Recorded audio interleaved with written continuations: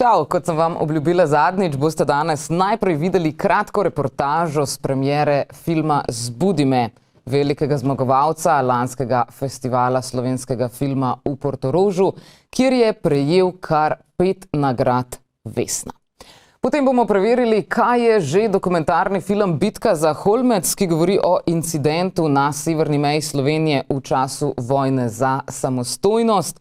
A najprej poglejmo prikolico za film Zbudi me.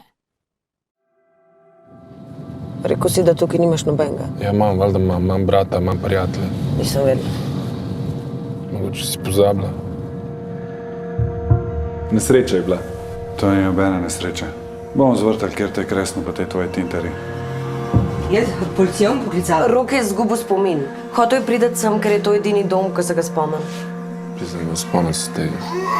Če sem mu glav odprl človek. Komu?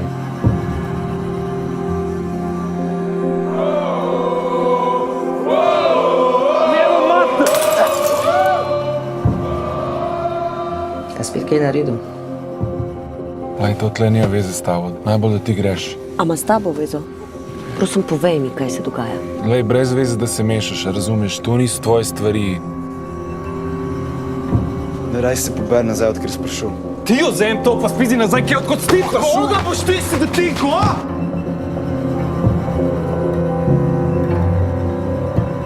Daj, povej mi, kaj je bilo s celimi? Kaj je bilo s tabo, Roki?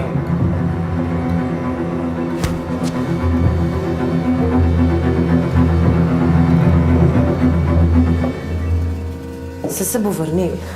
Boš videl, da se bo vrnil. Kaj pa, če se ne bo? Mora se.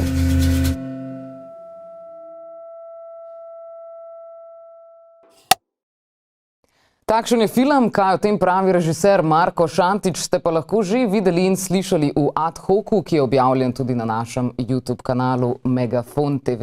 A poglejmo, kaj je na premieri glede rdeče niti filma odgovoril moderatorki Varji Močnik. Amnezija v filmu kot ena intimna zagata, rečemo temu, pa hkrati amnezija kot metafora za neko stanje družbe. Pa me zanima, zakaj si se odločil za tako pomembno resnic temo za današnji čas. V bistvu to je začela neka prva ideja bila 2014, ampak zares smo začeli pisati 2015. In je takrat cel čas je bila ta amnezija prisotna, ampak se je družba toliko spreminjala in svet, da v bistvu na nek način se je tudi malo skrbelo, da bomo nekako aktualni, ko film pride ven, ali nas bo povozil čas, tako da smo v bistvu cel čas to amnezijo nekako štimali na ta družbeni čas, to, kar se dogaja, nek odraz našega časa od sebe. In v bistvu to, kar smo nekako zaznali, da je tudi ta neka družbena amnezija zelo prizotna, da se dosti tega tudi sami ne spomnimo za nazaj. Šantič pa nam je zaupal tudi strokovno mnenje svojih družinskih članov o filmu. V bistvu moja mama je to najbolj povzela, ko je pogledala film, vprašala, jaz ne vem, kaj ste tle 3 scenarista delala.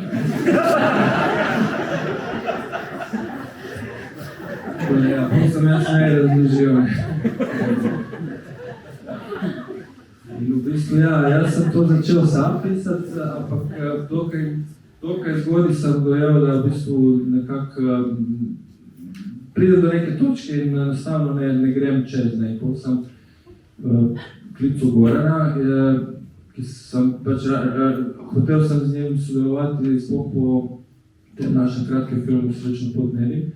Pa tudi vedel sem, da bo ziher da mu to zelo domača tema in da bo znal veliko tega napisati. In v bistvu to je šlo tako, da sem jaz nekaj napisal in poslal Goranu, poljo me nekaj čist drugega napisal in poslal nazaj. Ampak je bilo ful boljše, no. Po tej poti nekako smo to delali, nekaj toliko smo dojeli, da mogoče vse kot dva moška, da mogoče malo imamo težavo z ženskimi griki in smo potem Ker sem že delal z Saro Hribar, en film low budget, sem tudi njo klical in je pol ona prišla, da nas je nešite, ki ste že ženski. Omenjeni Goran je ta, ki ga poznate pod priimkom Vojnović. Glede na to, da gre za film o ksenofobiji, nič čudnega, da se je Šantić spomnil prav nanj. No ja, recimo. Spomin namreč ni ravno močna točka tega filma. Jure Henigman se kot Rok na samem začetku zbudi iz kome v jeseniški bolnišnici in se svojega življenja odprej sploh ne spomni. Ne ve, kdo je njegova punca, ne ve, da živi na Bledu, ne ve, kaj je delal, preden je padel v komo in ne ve, ja, očitno, da ničesar. In izgleda, da je ta amnezija kar nalezljiva. Kako igrati nekoga, ki se neki zdi mu, da se spomne, pa v resnici ne ve, ali se spomne, ali to samo nek občutek. Kako ste sploh zgradili ta lik? Ne spomnim se. Tako nadalje. Ja, no, mislim, tako zelo v bistvu klasično smo določili neko predzgodbo, ker se mi zdi, da je da to, kar vidimo v filmu, da je nek vrh ledene gore. Omenili so tudi Natašo Barbaro Gračnar, ki v tem filmu svoje delo ponovno opravi odlično, ali kot je komentiral Henigman, tudi ona mogoče posebej nek tak arhetip slovenske mame. To je za v zgodovinske knjige, ne vem, če bo vesela. Mislim, sploh... Tle bi bila. Ne, jaz v resnici ne govorim. Ne, drugač. Ker je ta problematičen del zgodovine slovenskega filma, da so zasedali ženske, ki so bile stare po 35 let, pa so bile cel življenje slovenske matere, te stare gospe. Samo Ne rabim več komentirati. Samo ste mame. Zbudi me je sicer film, ki je med prvimi utrpel škodo zaradi blokiranja finančnih sredstev med epidemijo koronavirusa. Če naj na kratko spomnim, je šlo za to, da je vlada Republike Slovenije vsako leto podpisala pogodbo s Slovenskim filmskim centrom. In na podlagi pogodbe seveda določila višino sredstev, s katerimi SFC potem lahko razpolaga. Med Janševo vlado, ki je vladala med pandemijo koronavirusa, do podpisa te pogodbe ni prišlo. Zato so nekateri filmi zaustavili snemanje ali čakali na ponovno vzpostavitev financiranja. Vinči Vuk Anžlovar naj bi za snemanje filma Dedek gre na jug s hipoteko zastavil celo svojo hišo, ker ni želel ostati dolžen sodelavcem, ki so v teh hudih časih vseeno delali zanj. No, film Zbudi me pa je zato nastajal precej časa in zgleda se ekipa v tem obdobju precej povezala. Uglavnom smo tudi vadili, imeli smo ful časa za priprave in zaradi korone in zaradi blokiranja sredstev. Tako da, ja, mislim, z Juretom se tudi že prej poznala. Lahko rečemo sem frenda. Tako da ja, ni bil problem to dinamiko vzpostaviti.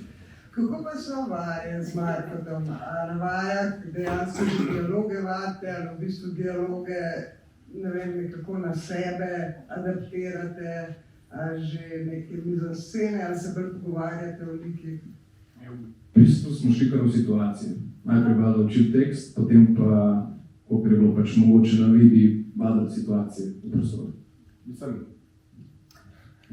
če se mogoče z Markotom več časa preživel, zelo veliko so se pogovarjali, mislim, zelo veliko. Ful je občutljiv človek, se mi zdi z občutkom za ljudi in tudi ful hiter mu je kaj preveč, recimo tudi tako, da če sem jaz kakšno idejo hotel tako predstaviti, sem mogel že en dan prej message poslati, da je on se soočil s to idejo, da so se lahko o njej pogovarjali, ker na vaji je bilo preveč. Tako da, ampak ja, super je to, mislim, ful je lep spomin. Ni čudnega, da je nekdo iz filmske ekipe na zabavi po premieri dejal, da je Henigman ta dan očitno štartal svojo kariero stand-up komika. A lahko jaz izkoristim ta moment, ker ima Tamara rojsten dan, da bi bilo ful lepo, če ji zapojemo sebe tudi.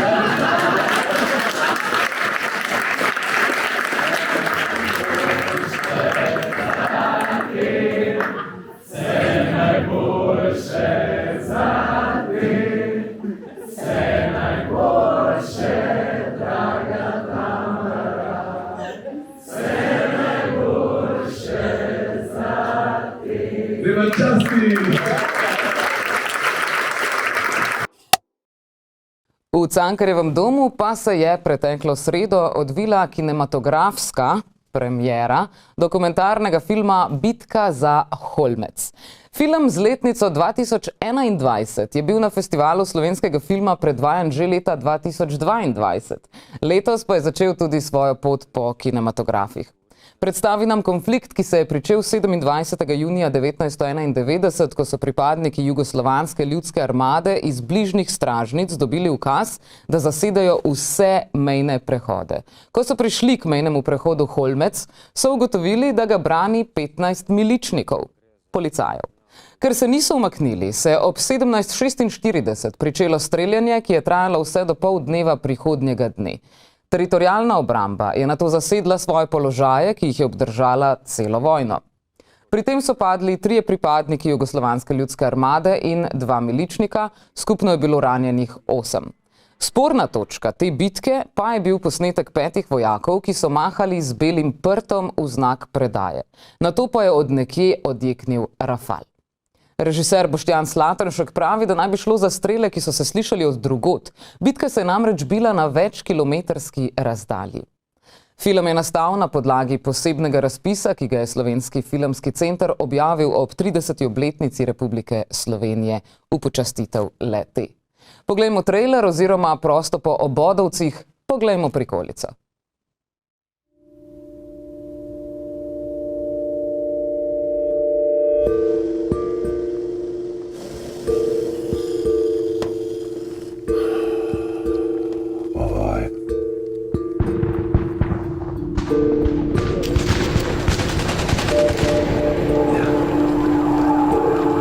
Teško mi se vrati, sve zaobilazim da pričam kako se dešavalo, teško mi se vrati na to.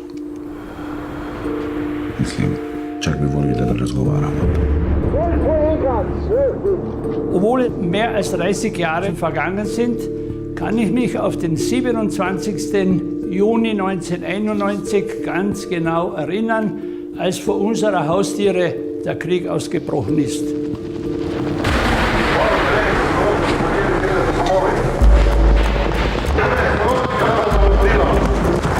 Mi smo uradno proglasili samostojnost Slovenije. V tistem trenutku je bila jugovojska tuja vojska v tuji državi.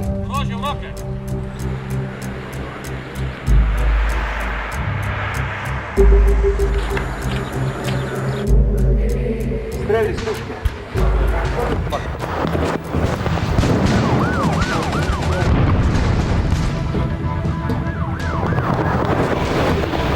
Istina se dogodi, a sve ostalo su njene interpretacije.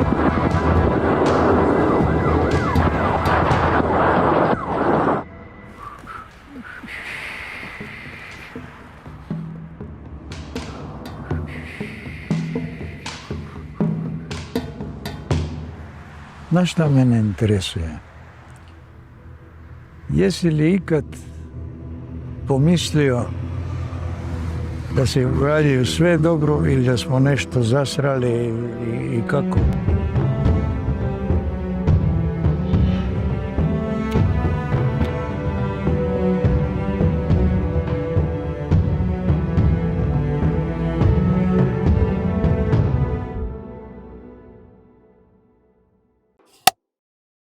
Pred ogledom filma vam predlagam, da v dogodku kaj preberete, sploh če o njem predtem niste vedeli ničesar. Za nepoznavalca je namreč film lahko konfuzen. Ne sledi kronologiji, številna pričevanja pa ves čas skačejo od enega k drugemu trenutku, kjerkoli že v dnevu. Škoda tudi, da VHS posnetki niso podnaslovljeni, saj se zvok amaterskih posnetkov komaj da razloči, ne pa žal tudi razume. No, premieri je sledila okrogla miza z režiserjem Boštjanom Slatenškom, novinarko Florence Hartmann in koproducentom in montažerjem z avstrijske televizije ORF Viktorjem Perdulo. Moja zveza s tem Holmsom je v bistvu zelo intimna. Jaz sem par dni preden se je to zgodilo pobegnil iz JNA, pa sem odšel v Slovensko teritorialno obrambo, pa sem bil na podobno kot Mirsad ali pa kot kdorkoli od teh fantov v gozdu nad eno kravlo, nad Lužnico, nad Slovensko Bistrico. In ko so leteli tisti helikopteri, ki smo jih videli v filmu nad našimi glavami, je večina moje enote hotela pobegniti, pa smo jih nekako, enih par nas je pripričalo, da niso. Ti helikopteri so pristali v Dravogradu, tam so bili umiličniki, zvezni, slovenska, se pravi, mi smo jih ujeli. In mi smo tisto celo noč poslušali radio. Poslušali smo, kako so tanki pridrli do Brnika, gledali smo, kako to se je videlo, kako tanki streljajo na Ormož, slišali smo, tanki so pred Šentiljem in tako je šlo naprej. In tisto noč je bila grozljiva tudi za nas. In naslednje jutro, ko smo poslušali radio, ko je nekdo ob 11:30 ali pa malo kasneje rekel, zmagali smo na Holmecu, Holmec je naš, takrat sem nekako vedel, da bom enkrat slej ko prej moral iti na Holmec pa ga pogledati in se povezati s tisto zgodbo. To sem potem tudi naredil. Tako da sama afera je prišla šele kasneje in takrat sem bil že novinar in sem pa vedel, da mogoče bi bilo pa fino, da poskušamo razumeti, kaj se je tam v resnici zgodilo. Tudi druga sogovornica, francoska novinarka Florence Hartmann, je bila povezana z osamosvajanjem Slovenije. Delno. Vojno je preživela kar v Ljubljani. Part of the day as less as I could because some part of the Slovenian authorities wanted to trap us in the bunker, and we knew that we were their protection against GNA bombing. Živi štit. No, but we were coming for press conferences, but I was trying to use part of the day to go on the field, because it's always the same when you have a war. You have people who want you in one place so that the journalists are not going all around. And the game was to catch the official information you get here in one of this. It's not this one, it was one.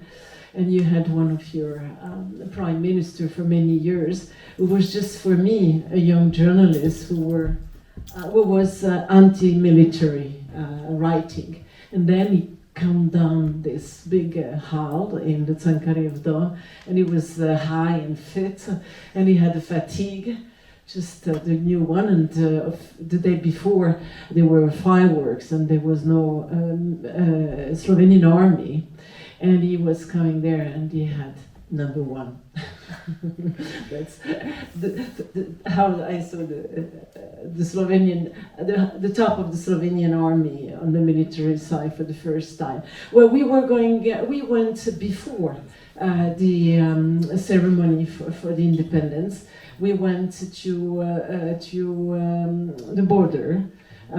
Journalists were going in different one, depending if you came from Austria, from Italy, or for another place, not far from Ljubljana, if you were in Ljubljana.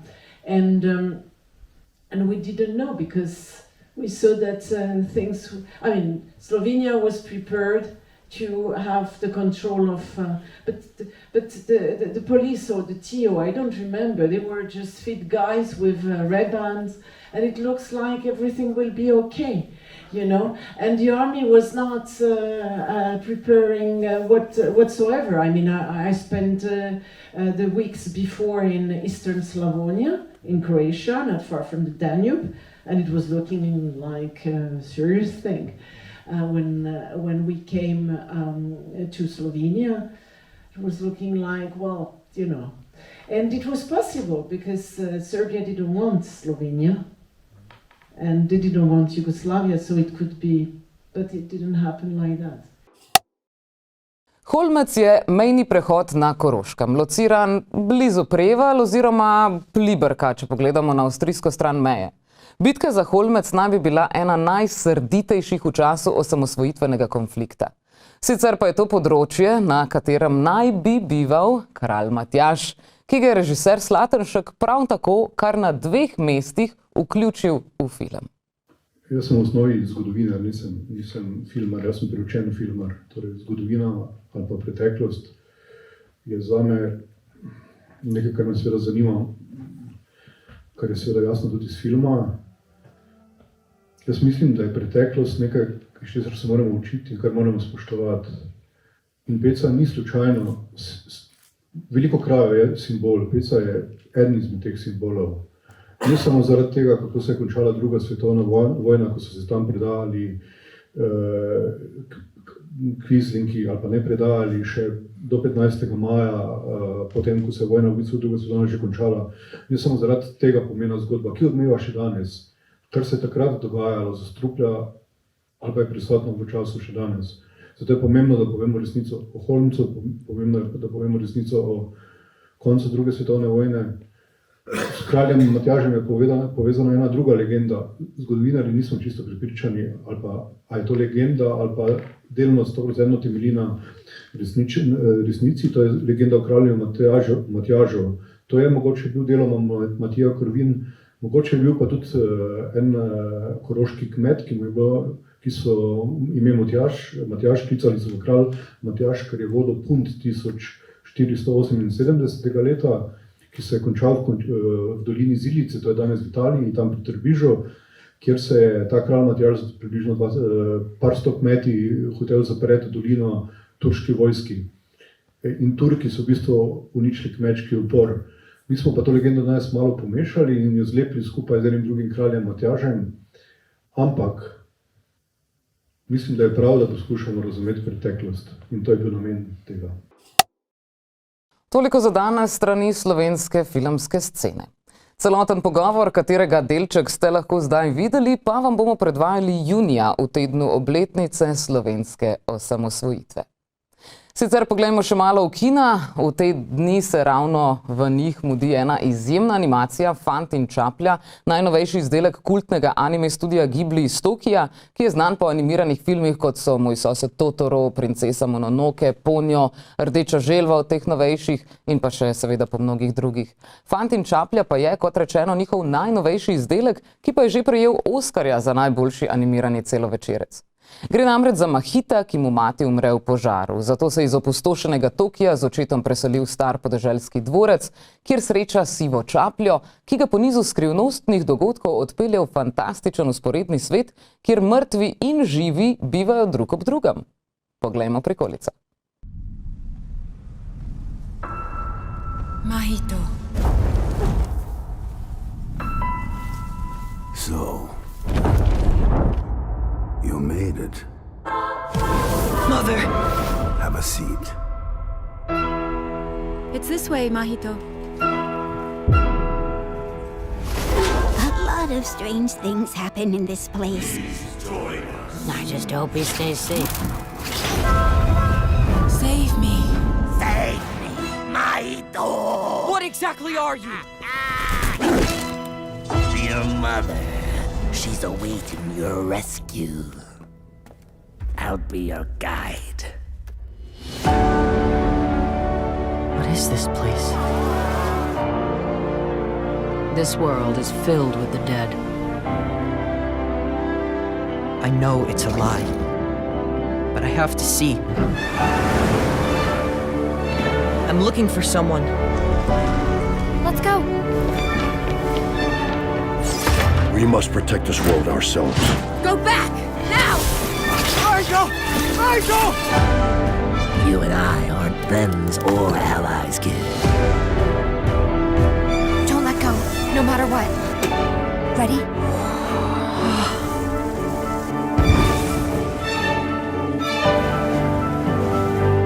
You see this world? There's more work to be done. A gray heron once told me that all gray herons are liars. So is that the truth or a lie? A lie. Truth! That would have to be a lie too.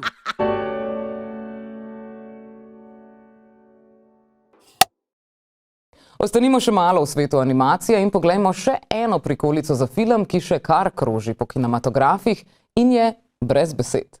Bil je nominiranec za Oskarja in prejel je številne druge nagrade. Pripoveduje pa o pomenu prijateljstva in tudi o tem, kako krhko je lahko. V New Yorku se pač lahko zgodi vse.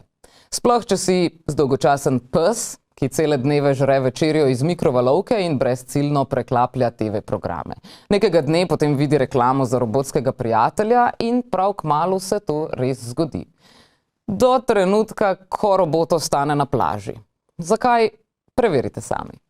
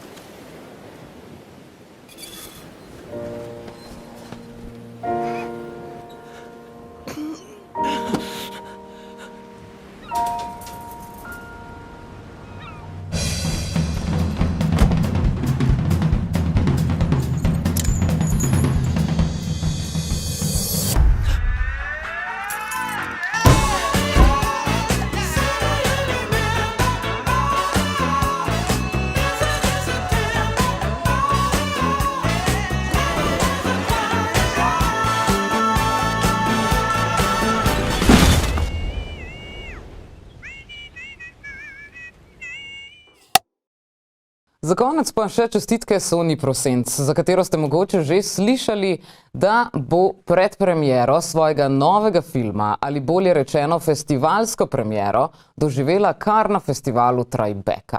Gre za njen tretji film, Odrešitev za začetnike, za katerega pa žal še ni moč dobiti trailerja. Letos se je na festival, ki bo potekal med 5. in 16. junijem na Manhattnu, sicer prijavilo 13.016 filmov z vsega sveta. Selektorji pa so zapisali, da je film Odrešitev za začetnike, ali v angleščini Family Therapy, citiramo. Izjemno zabavna, pikra satira, ki je obenem vsebinsko provokativna, kot tudi formalno drzna. Konec citata. V filmu v glavnih vlogah nastopajo Katarina Stegnar, Marko Mandić, igralsko odkritje Mila Bezjak in vzhajajoča zvezda francoske kinematografije Aljoša Schneider, mlajši brat Nilsa Schneiderja, znanega predvsem po filmih Xavierja Dolana in zadnjega filma Woodyja Allena. Od domačih igralcev pa še Judita Franković-Brdar, Jure Henigman, glavni igralec režiserkinega prejšnjega filma Zgodovina ljubezni Kristofer Jonar, pevka Ana Đurić Konstrakta in Matija Vastel. Upamo, da bo film kmalu tudi pri nas. Do prihodnje srede se imejte lepo, če ste pa kaj zamudili, naj vas ponovno spomnim, da imamo na YouTubeu svoj kanal Megafon TV, kjer lahko vidite vse oddaje za nazaj, zdaj pa tudi končno tudi vse oddaje in akcija. Se vidimo, evo, res. Čau.